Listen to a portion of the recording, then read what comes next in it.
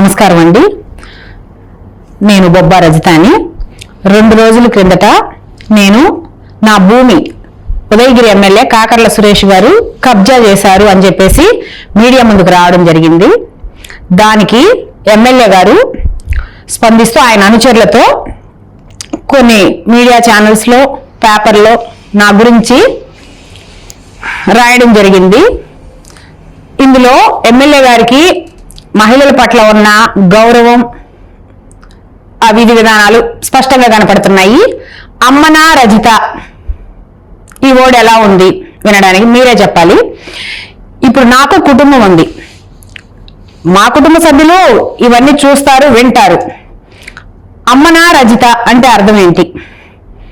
ఇప్పుడు సార్ గారు, ఇప్పుడు మేడం గారు ఉన్నారు కదా, ప్రవీణ మేడం గారు, ఆమెను ఎవరైనా అమ్మనా ప్రవీణ అంటే సార్కి ఎలా ఉంటుంది? ఇది ఒకసారి మీరందరూ గుర్తుపెట్టుకోండి. ఇదా మహిళలకు మీరు ఇచ్చే రెస్పెక్ట్? ఇదా మహిళల మీద మీకున్నటువంటి గౌరవం? దీని గురించి కూడా మీరు ఒకసారి ఆలోచించండి. తర్వాత ఆయనకి ఏమీ సంబంధం లేదు మా విషయం అని చెప్పేసి నిన్న కమ్మపాలెం గ్రామంలో కొంతమందితో మీడియా ఏర్పాటు చేసి చెప్పించారు. దానిలో వాళ్ళ దగ్గర ఉన్న ఒక ప్రూఫ్ కానీ బయటకు తీసుకురాలేదు. అందరూ వచ్చి మాట్లాడుతున్నారు, వెళ్ళిపోతున్నారు. దానిలో ముఖ్యమైన వ్యక్తి బోసు ప్రసాద్ గారు. నాకు ప్రతిదీ అక్రమంగా వచ్చింది ఆస్తి అని ఆయన మాట్లాడుతున్నారు.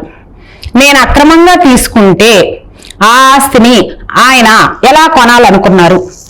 దానికి ప్రూఫ్ ఇదండి. ఇది ఆయన 2.5 లక్షలు ఇచ్చి అగ్రిమెంట్ చేసుకున్నారు.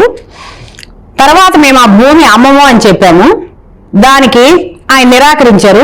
దానికి మళ్ళీ మేము ఆయనకి ₹2 వడ్డీ వేసి 2.5 లక్షలు తిరిగిచ్చి ఈ అగ్రిమెంట్ తీసి నా దగ్గర పెట్టుకున్నాను. దీనిలో ఈయన నిజాయితీ బయటపడుతుంది. ఈయన ఎంత నిజాయితీ పరుడు అనేది మీకు అందరికి ఒకసారి అర్థం అవ్వాలి. సక్రమంగా రాని ఆస్తిని కొనాలి అనుకున్న ఆయన, అగ్రిమెంట్ చేసుకున్న ఆయన, డబ్బు కట్టిన ఆయన, మరి ఈయన ఎంత సక్రమంగా ఉన్నాడు? ఇది ఒక విషయం అండి. ప్లస్ మా అన్న పిల్లలకి ఏమి ఆస్తిపాస్తులు లేవు అని మాట్లాడుతున్నారు. వాళ్ళకి ఏమున్నాయా ఏం లేవా అనేది ఇది డాక్యుమెంట్ అండి, రిజిస్ట్రేషన్ డాక్యుమెంట్. 3 ఎకరాల పొలము అదే హైవే పక్కన రిజిస్టర్ చేసి 2006లోనే మా మదర్ ఇచ్చారండి. ఫస్ట్ మా అన్నయ్య పిల్లలకి ఇచ్చిన తర్వాతనే 2010లో నాకు రిజిస్టర్ చేసి ఇచ్చారండి ల్యాండ్. దానికి సంబంధించి ఆ రోజే మా ఫ్యామిలీ ఒప్పుదల పత్రం అని చెప్పేసి మా అమ్మ నాన్న మా అన్న దగ్గర రాయించుకున్నారండి. తర్వాత ఉన్న అప్పులు ఆస్తులు ఇవన్నీ కూడా ఆయన ఇక సంబంధం లేదని చెప్పి రాసి చెలిపారు. తర్వాత ఆ ఆడపిల్లలకి ఈ రోజు ఏమీ లేదు, వాళ్ళు ఎట్లా బ్రతకాలి అంటున్నారు. దానికి సంబంధించి ఇది 1B అడంగులండి, ఆన్లైన్ 2678 2677 ఖాతా నంబర్లు అండి. ఎవరైనా వెరిఫై చేయొచ్చు ఈ రోజుల్లో. వాళ్ళకి ఏముందా ఏం లేదా. ఆ కమ్మపాలెం గ్రామంలో ఏ పెళ్లి కాని ఆడపిల్లకైనా 1.5 ఎకరా ల్యాండ్ ఉందేమో మీరు ఎంక్వైరీ చేయండి. ఊరు మొత్తం ఎంక్వైరీ చేయండి. 65 ఏళ్లలో ఎంక్వైరీ చేయండి. ప్లస్ ఆ విషయానికి వస్తే ఎంఆర్ఓ గారు అసలు వాళ్ళకి ఏమీ లేదమ్మా, అంతా మీ అన్నయ్యకి అసలు ఏమి ఇవ్వలేదు అన్నారు. ఇది దానికి సంబంధించి ఈసీ అండి. దీనిలో కూడా ఎవరు ఇచ్చారు, ఎవరికి ఇచ్చారు అనేది చాలా క్లియర్ గా ఉందండి. మా అన్నయ్య పేరుతో ఉన్న భూమిని వాళ్ళ కూతుర్లు ఇద్దరు చెరొక ఎకరా ముందే వాళ్ళ పేరుతో చేయించుకుంటుంటే ఈ ఊర్లో పెద్దలందరూ ఏమైపోయారు? అది మానసిక ఒత్తిడి కాదా? ఉన్న ఎకరాన్ని వాళ్ళు ఎందుకు తీసుకోవాలి? దీనికి ఎవరు కారణము? ఇది ఒకటి నేను క్వశ్చన్ చేస్తున్నానండి. ప్లస్ ఇంకో విషయానికి వస్తే ఎమ్మెల్యే గారికి సంబంధం లేదు అన్నారండి. ఎమ్మెల్యే గారికి సంబంధం లేదు అన్నప్పుడు ఆయన జనవరిలో మాకు కాల్స్ మాట్లాడారు, ఎస్పీ అపాయింట్మెంట్ ఇప్పిస్తానన్నారు, మెసేజెస్ చేశారు. దానికి సంబంధించి ప్రూఫ్ కూడా నేను మీకు చూపిస్తానండి. చూడండి, క్లియర్ గా చూడండి. జనవరి 6 నుంచి సార్ రెస్పాండ్ అయ్యారు. మేము కాల్ చేస్తే మెసేజ్ పెడితే రిప్లై పెట్టారు. తర్వాత మస్తాన్ ఆయన నంబర్ ఇచ్చారు. తర్వాత హరినాథ్ అంట ఆయన నంబర్ ఇచ్చారు. తర్వాత ఎస్పీ గారితో అపాయింట్మెంట్ ఇప్పిస్తానని చెప్పేసి ఆ రోజు ఎస్పీ గారు లేరు, అవైలబుల్ అని చెప్పేసి టుమారో వెళ్ళండి అని చెప్పేసి మెసేజ్ పెట్టారు.